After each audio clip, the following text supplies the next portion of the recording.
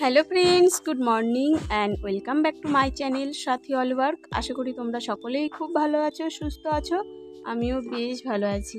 আর আজকে দেখো উল্টো রথ, মানে উল্টো রথের দিন। আজ হচ্ছে গিয়ে শনিবার। তো শনিবারের ভিডিও তোমাদের সঙ্গে শেয়ার করছি, তো দেখতে থাকো, আশা করি ভালো লাগবে। তো সকালে ঘুম থেকে উঠে দেখো বাসি কাজ সেরে নিয়েছিলাম, আর সকালে যা কাজ থাকে সেগুলো করেছিলাম। আর তারপরে স্নান করে চলে আসলাম উপরে জামা কাপড়গুলো মেলতে।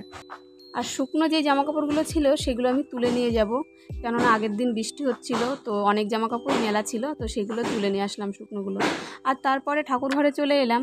আর আজকে যেহেতু শনিবার, তো লুট দেওয়ার ব্যাপার থাকে, তার জন্য দেখো আমি 5 রকমের ফুল আগে আলাদা করে সরিয়ে রাখছি, নাহলে ঠাকুরকে দেওয়া হয়ে যায়, পরে আর মনে থাকে না।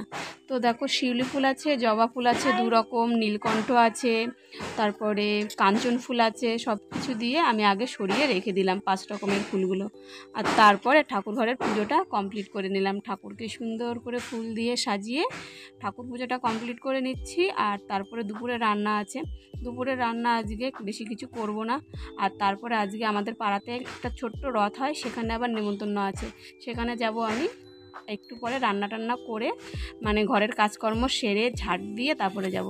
তো দেখো আজকে যে আমরা দিয়ে একটু চাটনি করছি, আর এই যে গাটি কচুর তরকারি করব, আর একটু কুমড়ো ভাজা করব। এই আজকে রান্নাবাড়া। যাই হোক, রান্নাবাড়া তো কমপ্লিট করেছিলাম, ভোলানাথ খাবে আর বাচ্চারা খাবে।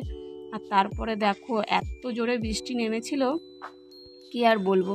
সকাল থেকে কিন্তু ভালোই সুবিধা দিয়েছিল, ওই যে জামা কাপড় মেললাম তুললাম। আর তারপরে দুপুরের পরের থেকে বৃষ্টি নেমেছে, এত বৃষ্টি, মানে কালো হয়ে এসেছিল, মনে হচ্ছিল যেন আজকে আর রথে যেতে পারবো না, বৃষ্টি আর ধরবে না। তো যাই হোক, লোকে বলে, মানে সবাই বলে সোজা রথ দেখলেও নাকি উল্টো রথ দেখতে হয়। তোমরা কি জানো এটা কি সত্যি কথা? আমাকে জানিও তো। উল্টো রথ দেখলেও নাকি সোজা রথ দেখলে নাকি উল্টো রথও দেখতে হয়, নাহলে নাকি রতানি হয়। তো যাই হোক, আমিও সেই কথা মাথায় রেখে দেখো বেরিয়ে পড়েছি। বৃষ্টি গুড়ি গুড়ি পড়ছিল, তবুও আমি বেরিয়ে পড়েছি, শাড়ি পরিনি, কুর্তিটা পরেই তাড়াতাড়ি করে বেরিয়ে পড়েছি। ভোলানাথ এসে আবার 8টার ট্রেন ধরে কাজে যাবে, তার জন্য। তো এসে দেখি ভালোই ভিড় ছিল, ছাতা নিয়েও সবাই দেখো, মানে এতটা রাত হয়ে গেছিলো, 7টার পরে 7:30টার দিকে বেরিয়েছিলাম, তাও দেখো অনেকটা রাত হয়ে গেছিলো, এত ভিড় ছিল, ছাতা নিয়েও সবাই এসেছিলো। তো যাই হোক, সামনে গেলাম, জগন্নাথকে দর্শন করলাম, আর তারপরে পানকলা দিয়ে দক্ষিণা দিয়ে প্রণাম করে রথের দড়িটা ধরে তারপরে আমরা চলে এসেছিলাম। বেশিক্ষণ লেট করিনি, ওই যে বললাম ভোলানাথ কাজে যাবে, তো তার জন্য আর ওয়েট করিনি, মানে ঠাকুর দর্শন করে তারপরে চলে এসেছিলাম। আর মেলার থেকে 2টো মুখোশ কিনলাম, কিনে খাওয়া দাওয়াও করিনি, বাইরের কোনো কিছু খাবো না আজকে, তার জন্য, কেননা পরের দিন আবার একাদশী আছে, আর ভাবছি এই একাদশীটা করব। তো দেখো জগন্নাথকে তোমাদের ভালো করে দেখিয়ে দিলাম, এটা মাঝখানে ছিল রাম। তো আমাদের এখানে এরকমই রথ হয়। তারপরে এই যে জিলিপি নিয়ে বাড়ি চলে এসেছিলাম, আর বাবুদের জন্য দেখো এই মুখোশগুলো কিনেছিলাম।